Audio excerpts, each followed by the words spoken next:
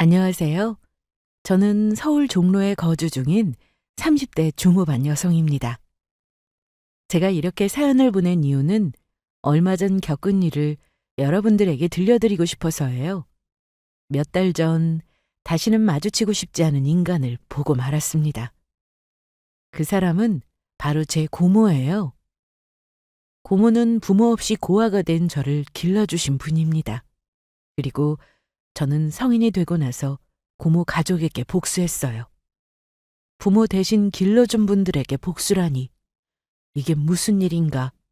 배은망덕하다고 생각하시겠지만 마땅히 해야 할 복수였습니다. 길러준다고 다 감사한 게 아니에요. 그들은 저를 거두면서 많은 돈을 취했고 저를 식모 취급하면서 괴롭혔습니다. 어린 시절부터 고모 집에서 식모처럼 자랐어요. 이건 학대나 다름없었습니다. 고모뿐만 아니라 고모 가족 전체가 저를 무시하고 괴롭혔어요. 저는 그런 삶이 너무도 지치고 힘들었습니다. 그래서 고등학교 때 무작정 그 집을 뛰쳐나왔고 보란 듯이 잘 살고 싶은 마음에 이 악물고 공부했어요. 그렇게 의사가 되었죠. 그 후에 그들을 다시 만나게 되었는데 이제는 더 이상 아무 힘도 없던 어린 시절의 제가 아니기 때문에 당당히 맞설 수 있었습니다. 그들에게 복수하고 마땅한 벌을 받게 해서 속이 참 시원해요. 대체 제게 무슨 일이 있었던 건지 궁금하시죠? 그럼 지금부터 제 어린 시절의 이야기를 들려드리겠습니다. 저는 평범한 가정에서 외동딸로 태어났어요. 제가 기억하는 부모님의 모습은 참 인자하고 사랑이 많으신 분들이었습니다. 엄마랑 아빠는 작은 가게를 운영하셨어요. 종종 일 때문에 지방을 내려가시곤 하셨죠. 그때마다 저도 같이 따라가기도 하고 학교 때문에 집에 홀로 있을 때도 있었습니다. 제가 초등학생일 때 그날도 부모님은 일 때문에 지방에 급히 가야 했어요. 저는 다음날 학교를 가야 했기 때문에 집에 남아 있었습니다. 엄마는 아침에 일찍 집에 들어올 테니 그때까지 문단속 잘하고 혼자 자라고 하셨어요. 자고 일어나면 엄마랑 아빠가 집에 올 거라고 말이죠. 평소라면 알겠다고 할 텐데 이상하게 그날따라 부모님과 함께 가고 싶더라고요. 그래서 같이 가겠다고 떼를 썼습니다. 부모님은 그런 제게 안 된다며 집에 있으라고 하셨죠. 금방 올 테니까 자고 일어나면 볼 수 있을 거라고 하셨습니다. 그러면서 저를 꼭 안아주셨고 사랑한다는 말과 함께 손을 흔들며 웃어주셨어요. 문이 닫히고 저는 홀로 집에 남아 잠을 청했죠. 그게 제가 기억하는 부모님의 마지막 모습입니다. 해가 뜨고 아침이 밝아오자 누군가 저희 집 문을 두드렸어요. 저는 엄마랑 아빠인가 싶어서 졸린 눈을 비비며 문을 열었죠. 그러자 경찰 아저씨가 저를 안타까운 표정으로 보고 있었습니다. 그분들과 함께 차를 타고 어디론가 향했어요. 제가 도착한 곳은 병원이었고 부모님께서 돌아가셨다는 소식을 듣게 되었습니다. 차갑게 식어버린 두 분을 어린 제가 보기에는 좋지 않으니까 최대한 보여주지 않으려고 하셨어요. 다만 저는 축 늘어진 엄마의 손을 보고 말았습니다. 침대에 누워 흰 전을 머리 끝까지 쓰고 계셨는데 옆으로 힘없는 손이 축 떨어지더군요. 어릴 때라 뭘 어떻게 해야 할지도 몰랐고 갑자기 부모님이 돌아가셨다는 말에 아무런 생각이 없었습니다. 그냥 너무 놀랐고 충격을 받은 탓에 우는 방법을 까먹은 기분이었어요. 이제부터 뭘 어떻게 해야 할지 전혀 모르겠더라고요. 부모님은 지방에서 돌아오시던 길에 졸음운전 차량과 사고가 크게 났고 그 자리에서 목숨을 잃으셨대요. 경찰은 부모님 말고 연락할 다른 보호자가 있는지 물어봤고 제 머릿속에서 고모가 떠올랐습니다. 아주 어릴 때 말고는 한 번도 본 적 없는 고모요. 저기요, 연락받고 왔는데 이게 무슨 소리예요? 우리 오빠가 죽었다니요? 아, 동생분이시군요. 우선 오빠분이 맞는지 확인부터 하시죠. 경찰에 연락을 받고 온 고모는 차갑게 식어 있는 아빠와 엄마를 보고 크게 놀란 표정을 지었습니다. 그러고는 경찰과 무슨 이야기를 주고받더니 심각한 표정으로 저를 쳐다봤어요. 저는 그저 어린아이니까 가만히 의자에 앉아 바삐 움직이는 어른들의 모습만 물끄러미 쳐다볼 뿐이었습니다. 그리고 고모는 여자아이의 손을 잡고 제 앞에 서더니 같이 집에 가자고 했어요. 너구나, 오빠 딸이. 나 네 아빠 동생이야. 내 이야기 들은 적 있지? 처음 보는 고모의 얼굴. 제가 아주 어릴 때 고모를 봤다고 들었지만 어릴 때라 전혀 기억하지 못했습니다. 아빠에게 종종 고모에 관한 이야기를 듣곤 했는데 어린 제가 봐도 아빠랑 똑 닮은 얼굴이었습니다. 부모님께 말로만 듣던 고모의 얼굴을 마주하니 마음이 놓이기는커녕 앞으로 나는 이 사람과 함께 살아야 하는 건가 하는 막연한 두려움이 앞섰어요. 이때 왜 고모의 얼굴을 처음 본 건지 궁금하시죠? 사실 고모는 젊은 시절 집을 나갔고 그날 이후 가족과 연락을 끊고 살았다고 했습니다. 자세히 뭐 때문에 연락 끊고 산 건지는 모르지만 대략 가정에 불만이 많았던 것 같았어요. 아빠는 어떻게든 고모를 잘 키우고 싶어 했지만 고모는 그런 아빠의 마음을 몰라줬던 것 같습니다. 아마도 철이 없던 시절에 일어난 일인 듯 하지만 어쨌거나 고모는 한참 동안이나 가족과 연을 끊고 살았어요.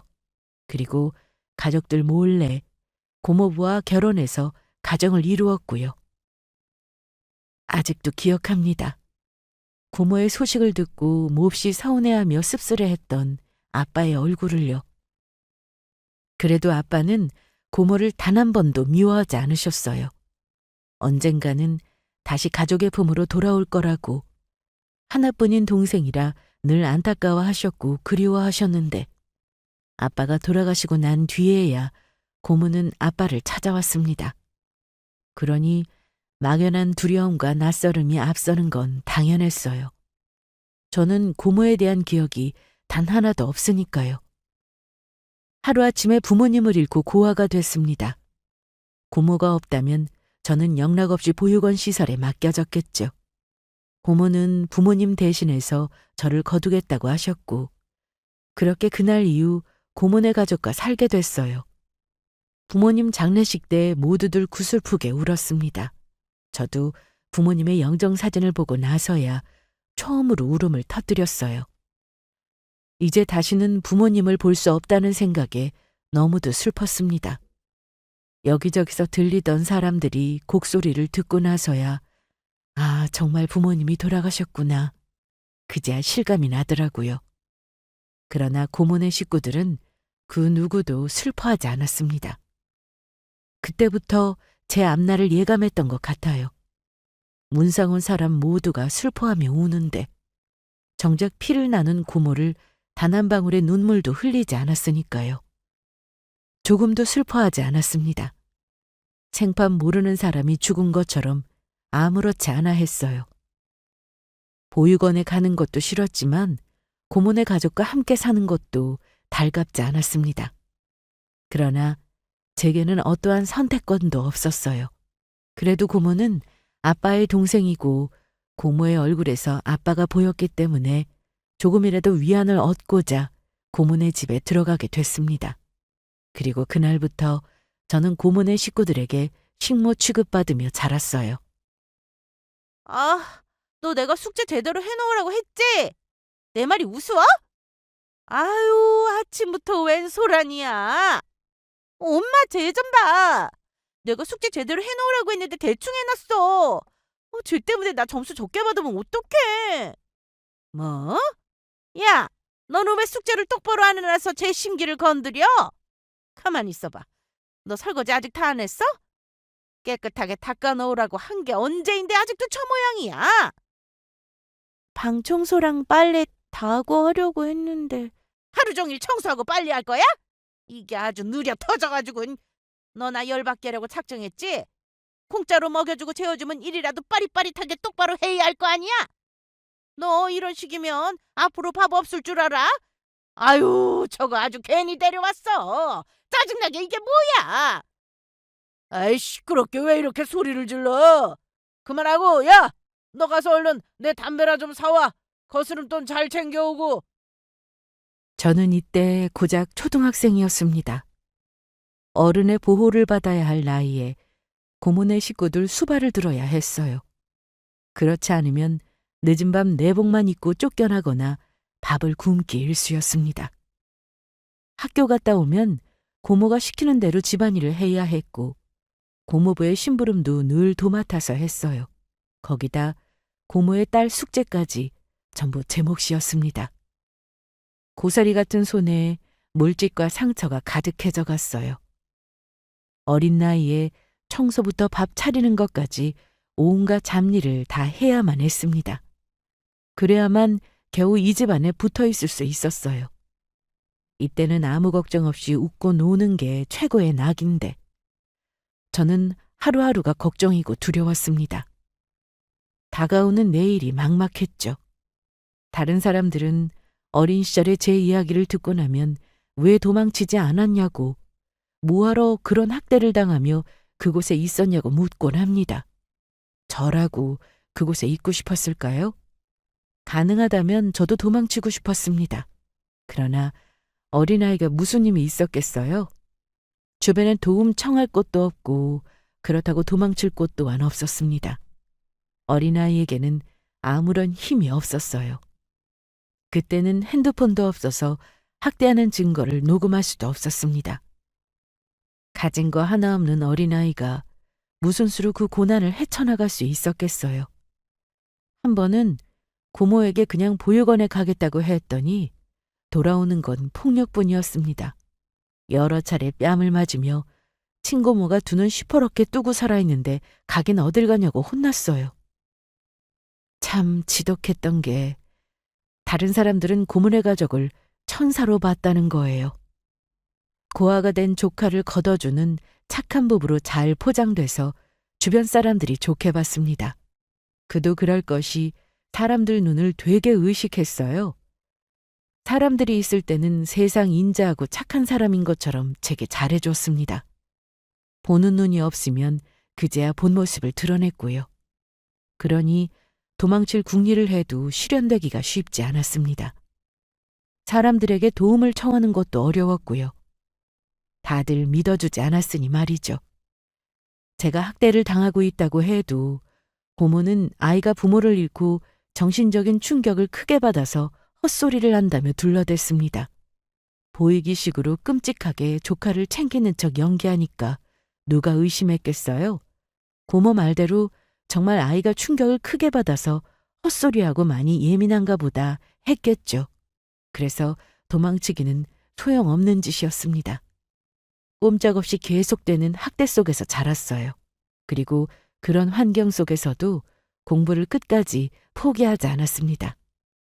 공부를 제 동아줄이라고 생각하며 미친 듯이 붙잡았어요. 왜냐하면 그것만이 유일하게 이곳을 벗어날 수 있는 길이라고 생각했기 때문입니다. 점점 머리가 클수록 어떻게 하면 이곳을 벗어날 수 있을까? 계속되는 학대로부터 자유로울 수 있을까? 수도 없이 고민했어요. 그리고 얻은 해결책은 공부였습니다. 제 꿈은 유능한 사람이 되어 돈을 많이 버는 것이었어요. 그래야 이딴 집에 기대지 않고 제 힘으로 얼마든지 살아갈 수 있으니까요. 변변치 않은 직업으로 제 몸 하나 겨우 건사하고 싶지는 않았습니다. 제대로 능력 있는 사람이 되고 싶어서 이 악물고 공부했어요. 물론 학원 다니고 과외받은 아이들을 따라가기란 쉽지 않았습니다. 고모로부터 받은 지원은 단 하나도 없었고요. 그저 학교에서 배우는 수업에 집중했고 교과서만 미친 듯이 살펴보고 또 살펴봤습니다. 교과서가 너덜너덜해질 정도로 살펴보고 달달 외웠어요. 그렇게 죽어라 공부하니까 전교권에서 놀 수 있게 됐습니다. 당장 고모네를 벗어나고 싶었지만 아직은 아무런 힘이 없던 저였기에 성인이 될 때까지만 버티자는 마음뿐이었어요. 성인이 되면 어느 정도 돈을 모아서 이곳을 나갈 생각이었죠. 그렇게 몇 년이 흘러 저는 고3이 되었고 대학 진학을 앞두게 되었습니다. 담임 선생님은 학부모 상담차 고모를 학교로 오시라고 했고 제 성적을 보여주며 명문대는 충분히 갈 수 있는 실력이라고 했어요. 고모는 우리 조카가 본인 머리를 닮아서 공부를 잘한다며 하하호호 했지만 정작 집에 와서는 대학은 무슨 대학이냐면서 꿈도 꾸지 말라고 했습니다. 저는 그런 고모에게 서울대에 가고 싶다고 처음으로 대들었어요. 유일한 꿈이 무너지면 안 되니까요. 그러자 고모는 대학 등록금을 누구더러 감당하라고 그러냐면서 그냥 돈이나 벌라고 했습니다. 대학 같은 소리 하네. 이만큼 키워줬으면 됐지. 나더러 등록금까지 대라고? 너 미쳤니? 참말 말고 학교 졸업하자마자 공장 들어가서 돈이나 벌어. 사람이라면 은혜를 알아야지. 그간 너한테 들어간 돈이 얼마인 줄이나 알아? 그거 다 갚으려면 당장 취직해야 할걸? 나 그 돈 다 받아낼 거야. 내가 못할 것 같아? 평생 너 쫓아다니면서 돈 내놓을 때까지 두고두고 괴롭힐 거라고. 그러니까 대학 갈 생각 꿈도 꾸지 마. 그냥 공장 들어가서 달마다 따박따박 돈이나 가져오라고. 지금처럼 쥐 죽은 듯 사는 게 네 삶이야. 고모는 행여라도 허튼 수작 부리면 가만두지 않겠다면서 못 나오게 방에 가둘 거라고 했습니다. 수능 준비하는 걸 알고 제 눈앞에서 교과서까지 갈갈이 찢어버렸어요. 그간 하라는 대로 시키는 거 다 하던 애가 갑자기 대학 가고 싶다고 처음으로 대드니까 고모도 심상치 않다고 생각했나 봅니다. 아예 싹을 자를 생각인지 전보다 더 크게 저를 압박하려고 했어요. 이러다가는 그간 꿈꾸었던 꿈이 산산조각 날 거라고 생각됐습니다. 덜컥 겁이 나더라고요. 어떻게든 도망쳐야만 했습니다. 그러던 중 저는 제 인생에서 가장 큰 은인을 만났어요. 끝이 날까 두려운 순간이었는데 한 줄기 빛처럼 저를 도와준 사람이 있었어요. 그건 바로 고등학교 담임 선생님이었습니다. 대학 진학에 관해 상담하던 중 그간 고모네로부터 학대받아온 사실을 털어놓으며 제발 도와달라고 간절하게 빌었어요.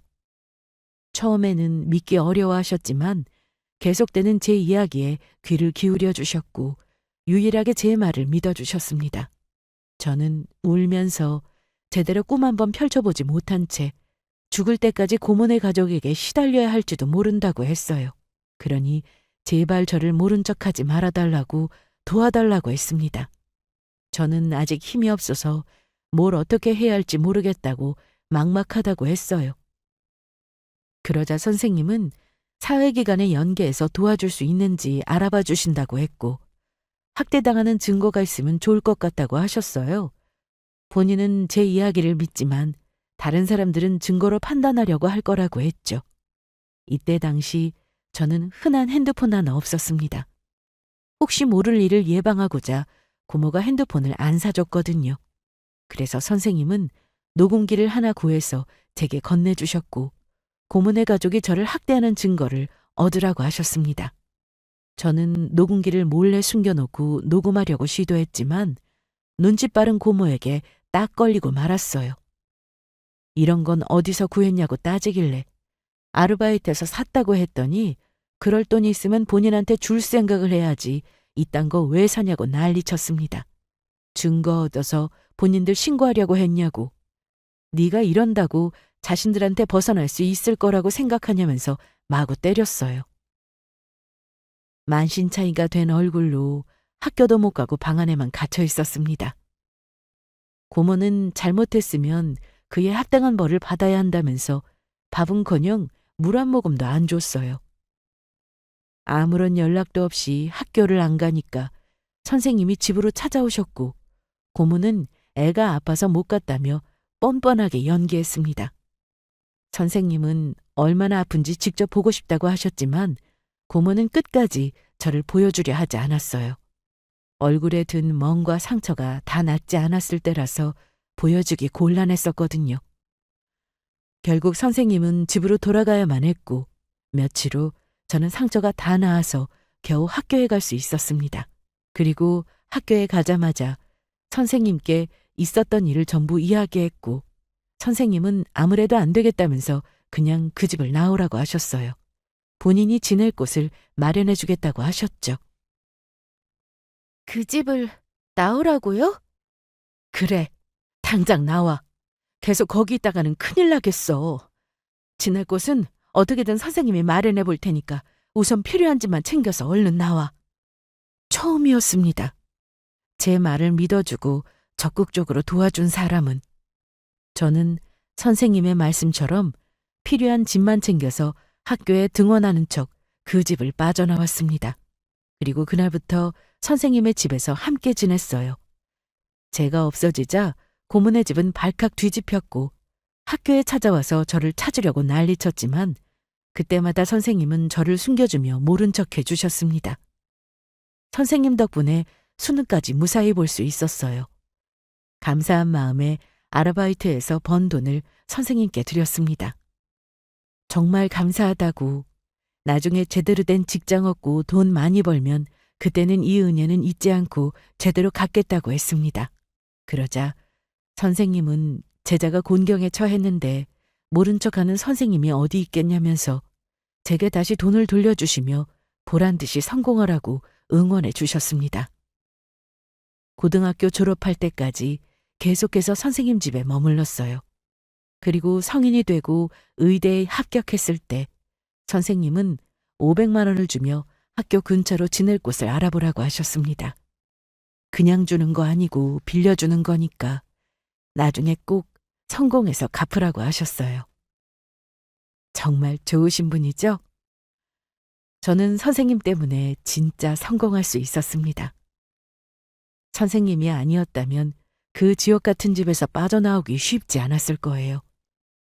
계속해서 고문의 식구들에게 붙잡혀 종노릇하며 살았을 겁니다. 선생님께 너무 감사해서 눈물이 막 쏟아졌습니다. 이 은혜를 어떻게 갚아야 할지 그저 감사한 마음뿐이었어요. 선생님께서 도와주신 돈으로 저 하나 지낼 단칸방을 얻을 수 있었고 대학 생활을 열심히 하며 아르바이트로 생계를 이어나갔습니다.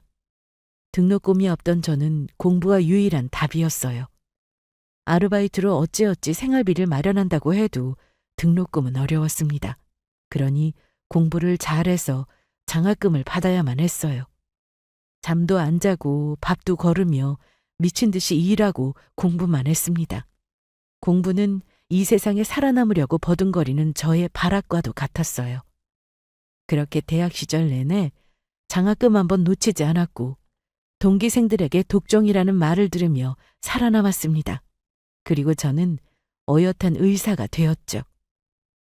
제가 의사가 되었을 때 선생님은 그 누구보다도 기뻐해 주셨습니다. 너라면 분명 해낼 줄 알았다면서 크게 축하해 주셨어요. 저는 그런 선생님께 보답하고자 더 열심히 살았습니다. 제게 주어진 모든 것들은 다 선생님께서 만들어주신 거나 다름없었으니까요. 그렇게 몇 년을 의사로서 최선을 다했습니다. 끝없는 터널을 걷는 것 같은 제 인생은 어느덧 180도로 바뀌어 있었어요. 벗어나지 못할 것 같았던 지옥에서 벗어나 제대로 제 꿈을 펼쳤습니다. 그렇게 제 머릿속에서 고문회에 관한 기억은 서서히 지워져 갔어요. 그러던 어느 날이었습니다. 지은이? 너 지은이 맞지? 잊고 싶었던 목소리가 제 귓가에 맴돌았습니다. 뒤를 돌아보니 고모였어요. 병원에서 고모를 만나게 될 줄은 몰랐습니다. 세상이 이렇게나 좁다는 걸 새삼 느끼게 되었어요.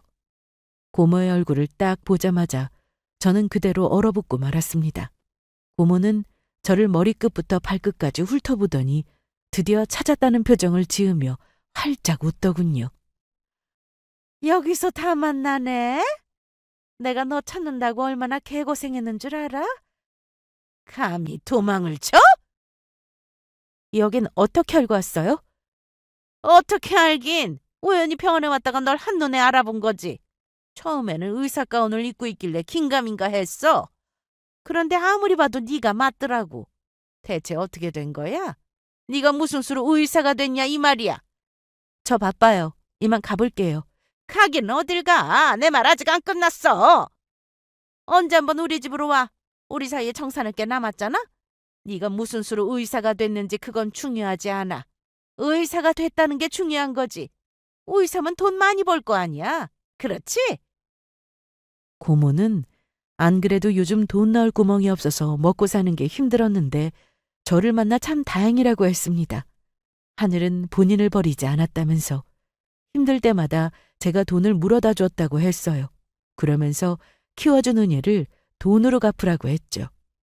말도 없이 집 나간 저를 몹시 괘씸하게 여겼고 어떻게든 찾아내려고 이곳저곳 안 되진 곳이 없다고 했습니다. 그렇게 찾아 헤맸는데 나타나진 않아서 반쯤 포기하고 살았대요. 이렇게 소식이 없는 걸 보면 어디서 죽어라 고생하고 있거나 죽었나 보다 생각했답니다. 나중에 괜히 본인들한테 빌붙는 것보다 나으니까 잊고 살았는데 병원에서 우연히 저를 보게 된 거죠. 알고 보니 고모는 몸이 아파서 병원에 검사를 받으러 왔더라고요. 죽을 때까지 만나고 싶지 않은 사람이었지만 그래도 어쩌다 한 번은 만나지 않을까 생각했습니다. 이렇게 병원에서 만나게 될 줄은 전혀 몰랐어요. 어떠한 마음의 준비도 없이 불쑥 나타난 고모로 인해 제 삶은 다시 흔들리기 시작했습니다. 처음에는 고모였지만 다음에는 고모부와 고모의 딸까지 합세해서 병원으로 찾아왔고 또다시 그때처럼 저를 괴롭히기 시작했어요. 여긴 왜 또 찾아온 거예요? 제가 일하는 직장이에요. 찾아오지 말라고 했잖아요. 그러니까 째깍째깍 전화를 받으면 이런 일 없잖아. 나는 뭐 시간이 남아도는 줄 알아? 우리도 찾아오기 귀찮아. 네가 도무지 연락을 안 받는데 어쩌겠어. 이렇게 찾아와야지. 야, 오랜만이다. 엄마 말대로 진짜 의사가 됐네? 하긴 네가 공부는 좀 했지. 근데 솔직히 너 의사 된 거 다 우리 덕인 거 알지? 엄마랑 아빠가 안 god었으면 이 자리에 너 있지도 않았어. 그러니까 제대로 은혜 갚아야지. 너 우리가 10년 동안 키워준 거 알지? 그 은혜 절대 잊으면 안 되지. 말도 없이 도망간 건 괘씸하지만 그래도 이렇게 잘 컸으니 됐다. 의사면 돈도 많이 벌고 여러모로 쓸모 있겠네. 당연하지. 야, 너 우리 엄마 너 때문에 병난 거야. 앞으로 병원비는 네가 다 책임지는 거다. 참, 그동안 모아놓은 돈은 있고? 있으면 내놔봐. 같이 좀 쓰자. 그들은 뻔뻔하게도 제게 키워준 은혜를 갚으라며 강요했습니다. 앞으로 들어갈 병원비를 전부 책임지라고 했고 모아놓은 돈도 내놓으라고 했어요. 본인들 걷어주지 않았으면 의사고 뭐고 가당키나 하냐면서 지금이라도 감사한 줄 알고 살라고 했습니다. 그 말을 들으니 지난 기억들이 새록새록 떠오르면서 또다시 그 시절로 돌아간 기분이었어요. 그때의 저는 어린 나이라 아무런 힘이 없었지만 지금의 저는 다릅니다. 다시 만나게 되면 그때처럼 당하고만 있지 않겠다고 다짐했어요. 저 하나쯤 거뜬히 먹여 살릴 수 있는 능력과 힘이 있으니까요. 이제는 전처럼 당하고만 있을 필요가 없었습니다. 저는 고모네 가족을 똑바로 쳐다보며 은혜라는 말이 뭔지는 알고 내뱉는 거냐고 소리쳤어요. 뭔가 빚진 게 있어야 갚든가 말든가 할 텐데 나는 당신들에게 전혀 빚진 게 없고 오히려 갖은 구박에 학대만 당했다고 했습니다. 내가 남도 아니고 그래도 당신의 하나뿐인 오빠 딸인데 어쩜 그리 모질게 대할 수 있었냐면서 당신이 고모라고 할 수 있냐고 소리쳤죠. 충분히 서울대 갈 수 있는 애한테 공장 들어가서 돈이나 벌라고 하는 게 정상적인 거냐고 했습니다. 걷어준 걸로 내 모든 걸 쥐고 흔들려 하지 않았냐. 걷어주려면 제대로 걷어주던가. 10년 내내 당신들 수발 들고 식모살이한 기억밖에 없다고 했어요. 그렇게 부려먹고 괴롭혔으면 됐지. 앞으로도 그럴 셈이냐면서 따졌습니다. 때로 몰려면 누가 무서워할 줄 아냐. 더 이상 당하고만 있지 않겠다고 했어요. 처음으로 두 눈 똑바로 보고 제 의사를 정확히 밝혔습니다. 나는 이 병원의 의사고 더 이상 힘없는 존재가 아니라고 똑똑히 전했어요. 한 번만 더 찾아와서 되지도 않는 소리하면 법적으로 가만두지 않겠다고 했습니다. 제 말에 주변에 있던 사람들이 웅성거리면서 고모네 식구들을 곱지 않은 시선으로 쳐다봤습니다. 사람들의 시선이 따가웠던지 조용히 안 하냐면서 고개를 숙이고 손으로 얼굴을 가리더군요. 오늘은 듣는 귀가 많아서 이만 가지만 나중에 다시 제대로 이야기하자면서 돌아갔습니다. 저는 뒤돌아가는 그들에게 이야기는 무슨 이야기냐면서 더 이상 찾아오지 말라고 했어요. 법적으로 처벌받게 하겠다는 말 거짓말 아니라고 했습니다. 그렇게 그들은 돌아갔고 저는 한동안 트라우마에 시달려야만 했어요. 그들 앞에서 한치의 물러섬 없이 당당하게 이야기했지만 다리에 힘이 풀리면서 심장이 빠르게 뛰었습니다. 사람들 입에 오르내리는 것도 견딜 수가 없었어요. 선생님은 마음의 상처가 아직 다 치유되지 않은 것 같다면서 당분간 쉬는 게 어떻겠냐고 하셨습니다. 시간이 흐르면서 어릴 때 받았던 상처가 자연스럽게 아물었다고 생각했어요. 그러나 아문 게 아니고 그냥 방치된 거더라고요. 마음의 상처는 눈에 보이지 않기 때문에 더 자세히 들여다봐야 하는데 제 자신을 잘 돌보지 못했습니다. 시간이 해결해 줄 거라 믿고 방관한 거죠. 병원 일 때문에 제대로 쉬기 어려웠지만 그래도 틈나는 대로 어린 시절의 상처를 마주하고 회복하려고 노력했어요. 그런 저를 답답하다고 생각하시는 분들도 있겠죠. 하지만 제 입장이 되어보지 않으면 결코 모릅니다. 오랜 시간 폭력에 노출되어 학대받고 살다 보면 상대에 대한 두려움이 크게 자리 잡기 마련이에요. 이기는 게 쉽사리 마음대로 되지 않죠. 저도 그러고 싶지 않은데 자꾸만 작아지는 제 자신이 너무도 싫었지만 그럼에도 저를 다독이며 마음을 평온하게 유지하려 했었어요. 그러던 어느 날이었습니다. 그날도 병원에서 한창 일하고 있는데 누군가 조심스레 제 이름을 부르며 아는 척을 하더군요. 지은이? 지은이 맞지? 누구세요? 나야 나, 네 엄마 친구.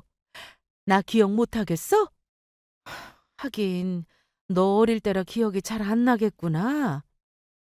그분은 반갑게 제 이름을 부르며 아는 척 하셨지만 저는 처음 뵙는 분이었습니다. 그래서 사람 잘못 본 것 같다고 하자 저희 부모님에 관해 알고 계셨습니다. 알고 보니 돌아가신 엄마의 친구분이셨어요. 어떻게 여기서 다 만나냐면서 그동안 어떻게 지냈냐고 궁금해하셨고 제 근황을 나누다가 의사가 됐다는 소식에 무척이나 기뻐하셨습니다. 돌아가신 너희 부모님이 하늘에서 얼마나 자랑스러워 하시겠냐며 좋아하셨어요.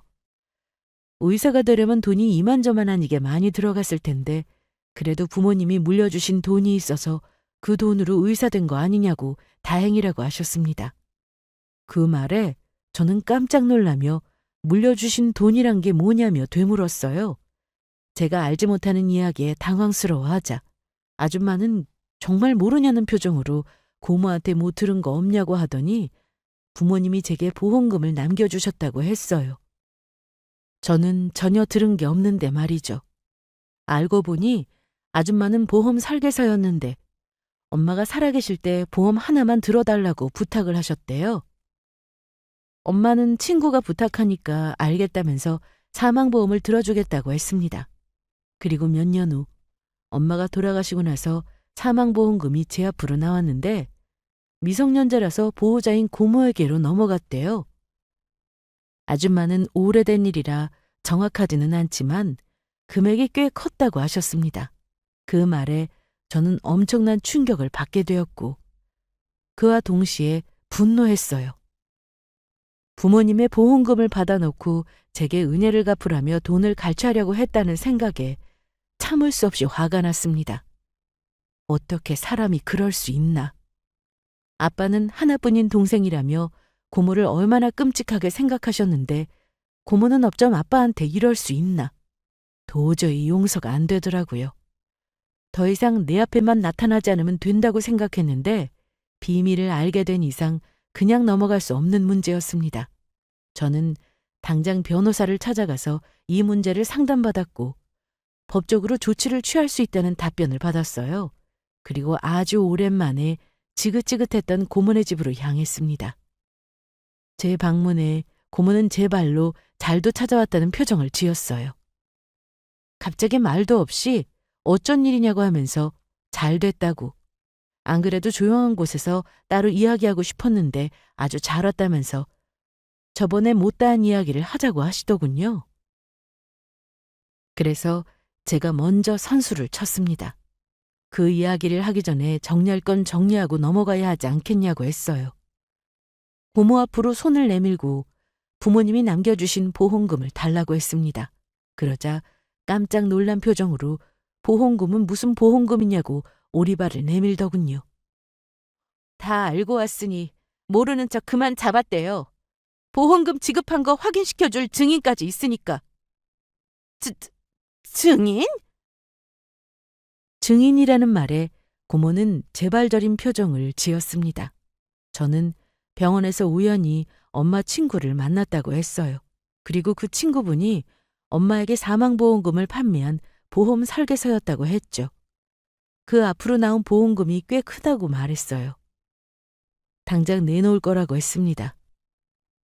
그러자 고모는 얘가 뭐 잘못한 거라면서 그런 거 전혀 없다고 했어요. 저는 고모가 이렇게 뻔뻔하게 나올 줄 알았습니다. 그래요. 마지막까지 이렇게 나와야 재밌죠. 그래야 제가 복수할 맛이 나지 않겠어요? 이렇게 나올 줄 예측했다면서 법적으로 진행하겠다고 했습니다. 그러자 변호사 통해서 상담까지 마쳤다고 했고 내일 바로 고소장에 접수하겠다고 했어요. 그러자 고모는 무척이나 당황해하는 표정을 짓더니 그 돈은 저 키우는 데 다 들어갔다고 말을 바꿨어요. 처음에는 그런 돈 없다고 잡아떼더니 고소하겠다는 말에 저를 키우는 데 다 사용했다는 말도 안 되는 소리를 짓거렸어요. 그 말을 듣고 하도 어이가 없어서 실소를 터뜨렸습니다. 내가 보험금에 관해서 죽을 때까지 모를 줄 알았냐면서 언젠가 알게 될지도 모르는데 고작 생각해놓은 거짓말이 이거냐면서 웃었어요. 감히 내 앞에서 날 키우는데 더 들어갔다는 거짓말을 하는 거냐고, 뭐 이리 성의 없는 거짓말이 다 있냐고 했죠. 내가 다른 아이들처럼 잘 먹고 잘 자란 것도 아닌데 그런 거짓말에 속을 것 같냐고 되물었습니다. 고모가 정말 나를 친자식처럼은 아니어도 보통 수준으로 키웠다고 해도 돈이 남을 텐데 시모처럼 부려먹어 놓고 돈이 없다는 게 말이 되냐고 했어요. 그러자 그동안 먹여주고 재워주고 입혀준 거 돈으로 따지면 그만큼 들어가는 게 맞다고 하는 겁니다. 아이 하나 키우는데 몇 억이 들어가는데 돈이 남았겠냐고 뻔뻔하게 나왔어요. 그래서 정말 그런지 확실하게 시시비비를 가려보자고 했습니다. 고모가 말하는 건 잘 키웠을 때나 해당되는 거고 나는 그렇게 크지 못했으니 해당되는 게 없다고 했어요. 그러자 고모는 더욱더 발악하면서 증거 있냐고 따졌습니다. 증거 있어? 사람들이 네 말을 믿어줄 것 같아? 어린 네가 뭘 알아? 나 그 돈 분명히 너 키우는 데 썼어. 네가 이만큼 의사로 자랄 수 있었던 게 다 누구 덕인데. 기껏 고생해서 키워줬더니 감히 날 도둑년으로 몰아? 뭐 법적으로 따져보자고 하면 누가 무서워할 줄 알고? 그래, 어디 한번 확실하게 가려보자. 네 말을 입증할 증거고 뭐고 아무것도 없을 텐데 뭐. 증거가 왜 없어요? 그동안 당신들이 살아온 세월이 다 증거인데. 엄마 보험금 받은 시점부터 당신들 은행 거래 내역 싹 뒤져볼 수 있어요. 어느 순간에 재산이 늘었는지 다 확인해 볼 수 있다고. 그것뿐이야? 여기서 도망친 뒤로 날 도와준 사람이 있어요. 그분 덕에 의사가 될 수 있었던 거고. 얼마든지 증언해 주실 거예요. 당신들이 괴롭혀서 도망칠 수밖에 없었던 지난 과거를. 그게 곧 나를 엉망으로 키웠다는 증거 아니겠어요? 모든 잘못에는 흔적이 남기 마련입니다. 당신들이 아무리 손바닥으로 하늘을 가린다고 해도 언젠가는 다 밝혀질 거라고 했어요. 아까부터 키워준 값이라고 운운하는데 최소한으로 그걸 제한다고 쳐도 내게 돌려줘야 할 돈이 꽤 될 거라고 했습니다. 그러자 고모뿐만 아니라 모두들 서로 눈을 맞추며 침을 꼴깍 삼키더군요. 저는 더 이상 말할 시간이 없으니까 딱 3일만 시간을 주겠다고 했습니다. 그 안에 내가 받아야 할 돈을 마련해서 가지고 오라고 했어요. 안 그러면 바로 경찰에 신고하고 법적인 절차를 밟겠다고 했습니다. 그 말에 모두들 똥줄 마려운 강아지처럼 전전긍긍해 하더군요. 그러면서 막판에 의미심장한 말로 쐐기를 박았습니다. 빼도 박도 못할 증거를 가지고 있으니 돈 준비하는 게 좋을 거라고 했죠. 사실 그렇다 할 증거는 없습니다. 선생님과 엄마 친구분이 증인이 되어주신다고는 해도 결정적인 증거는 없는 상황이었어요. 그러나 알게 뭐예요? 그들은 제 말에 두려움을 느끼고 정확한 사고를 못할 거라고 판단했습니다. 그렇게 제가 파놓은 덫에 걸려들 거라고 생각했죠. 그리고 3일 후 고모네 식구들이 저를 찾아왔고 저는 약속한 대로 돈은 준비됐냐고 물었습니다. 그러자 그렇게 큰 돈을 어디서 어떻게 구하냐며 없다고 했어요. 그러면서 정말 증거가 있냐고 확인차 물어보길래 두 눈을 똑바로 쳐다보며 있다고 거짓말했습니다. 보여달라 하길래 변호사 통해서 전달해서 당장 보여줄 수 없다고 했어요. 많이 궁금할 텐데 곧 보게 될 테니 기다리라고 했죠. 그러자 고모는 정말 본인들이 모르는 증거가 있구나 식겁해하는 표정을 지었어요.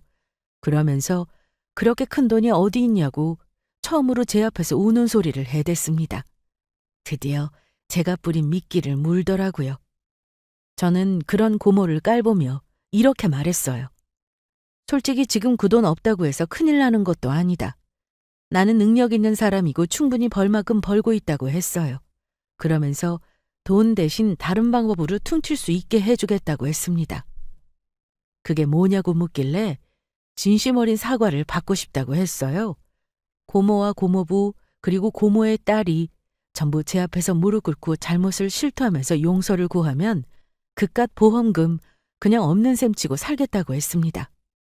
그러자 고모가 그게 뭐 어렵겠냐면서 서둘러 무릎을 꿇더군요. 고모가 먼저 무릎을 꿇자 고모부와 그의 딸도 같이 무릎을 꿇었어요. 그래, 우리가 다 잘못했어. 보험금 다 받아놓고 널 위해 쓰지 않았어. 큰 돈이 갑자기 떨어지니까 욕심이 나더라고. 여태 너한테 말 안 하고 비밀로 해서 미안해. 그리고 어린 너를 괴롭히고 식모처럼 부려먹은 것도 미안하다. 그래, 정말 미안하다. 아무리 그래도 부모 일은 애한테 그러면 안 됐는데 어린 너를 학대하고 방치한 것 잘못했다. 나도 미안해. 내가 저지른 짓들 엄마한테 혼날까봐 너한테 다 뒤집어 씌웠어. 엄마랑 아빠가 그렇게 하니까 나도 그래도 되는 줄 알고. 정말 미안해. 보험금 일을 덮어준다는 말에 모두들 그간 저지른 잘못을 술술 잘도 불었습니다. 정말 순진하더군요. 이렇게 쉽게 제가 파놓은 함정에 걸려들 줄은 몰랐어요. 사실 저는 그들 용서해 줄 생각이 조금도 없었습니다. 제가 미쳤나요? 저는 천사도 부처도 아니에요. 제가 받은 만큼 되돌려주고만 싶은 심정이었습니다. 저와 우리 부모님께 큰 잘못을 저지른 그들을 어떻게 용서할 수 있겠어요? 본인들 입으로 잘못을 실토하게 만들고 싶었습니다. 사실 저는 그들 몰래 녹음을 하고 있는 상태였어요. 제가 한 말을 싹 지우고 그들이 잘못을 실토한 녹음본을 얻고 싶었습니다. 그걸 증거로 활용하려고 했죠. 아무것도 모르는 그들은 잘못했다며 싹싹 빌었고 저는 알겠다면서 자리를 벗어났어요. 그리고 녹음된 걸 경찰과 변호사에게 남기고 그들을 신고했습니다. 며칠 후 경찰서에서 그들과 다시 만날 수 있었어요. 저를 보자마자 이게 어떻게 된 일이냐고 발악하길래 그들이 제게 했던 것처럼 똑같이 뻔뻔하게 행동했습니다. 너, 이게 다 어떻게 된 일이야? 용서해 준다며! 지난 일 다 덮고 없던 일로 해주겠다고 했잖아! 제가 언제요? 저는 그렇게 말한 적 없는데요. 무슨 소리야! 우리가 그때 네가 우리한테 그랬잖아! 증거 있어? 뭐? 증거 있냐고. 증거도 없으면서 내가 언제 그런 소리를 했다는 거야? 제발 그만 좀 해. 이렇게 잡혀온 마당에 계속 거짓말을 하고 싶어? 제 말에 고모네 식구들은 모두 바들바들 떨며 분노했습니다. 네가 감히 우리를 속였다면서 난리치며 제게 달려들었어요. 경찰은 그런 그들을 말리며 소란 피우지 말라고 했습니다. 그동안 제게 한 짓은 조금도 생각하지 않고 제가 본인들을 가지고 놀았다면서 분노하길래 내가 받은 거에 반만 돌려준 건데 그게 그렇게 분하냐고 했어요. 그럼 나는 얼마나 분하고 원통하겠냐고 따졌습니다. 사람이 죄를 지었으면 그에 관한 대가가 주어지기 마련이라고 했어요. 저는 마땅히 받아야 할 벌을 주는 것뿐이라고 했습니다. 나는 용서해준다고 한 적이 없고 먼저 내 앞에서 잘못을 술술 불며 자백하지 않았냐고 했죠. 그들은 잔뜩 억울한 표정으로 경찰들에게 거짓말이라고 먼저 잘못을 털어놓으면 용서해주기로 했다고 저게 지금 약속을 어기고 본인들을 속인 거라고 억울해하자 경찰은 뭘 잘했다고 큰소리냐고 조용히 하라고 했습니다. 어린 조카를 학대하고 식모살이 시켜놓은 주제에 억울할 게 뭐 있냐고 했죠. 저는 취할 수 있는 법적 조치는 다 취할 거라고 했고 그렇게 그들은 본인들이 저지른 죄의 무게를 고스란히 짊어지게 됐습니다. 경찰을 통해서 알게 된 건데 저희 엄마 사망보험금으로 차도 사고 이것저것 벌려놓은 게 많더라고요. 그 큰 돈을 한 푼도 남기지 않고 흥청망청 다 써버렸습니다. 그래서 저는 고모네 집을 압류했어요. 그들은 학대한 사실과 보험금을 가로챈 게 인정되어 콩밥을 먹게 됐습니다. 몇 년 후 출소하고 나오면 집도 절도 없이 비루한 삶을 살게 될 거예요. 얼마 전 선생님과 함께 부모님이 계신 납골당에 다녀왔습니다. 환하게 웃고 있는 부모님의 사진을 보며 고모네 식구를 벌했고 앞으로는 지난날의 상처를 쌓아겠고 보란듯이 잘 먹고 잘 살 거라는 말을 전했어요. 저는 결코 죽을 때까지 그들을 용서하지 못할 겁니다. 아마 죽어서도 그들이 고통스럽게 살기를 바랄 거예요. 선생님이 그러시더군요. 최고의 복수는 제가 행복하게 잘 사는 거라고 하셨습니다. 저는 그들의 불행을 바라며 제 행복만 생각하고 살려고요. 그럼 지금까지 저의 긴 사연을 들어주셔서 감사합니다.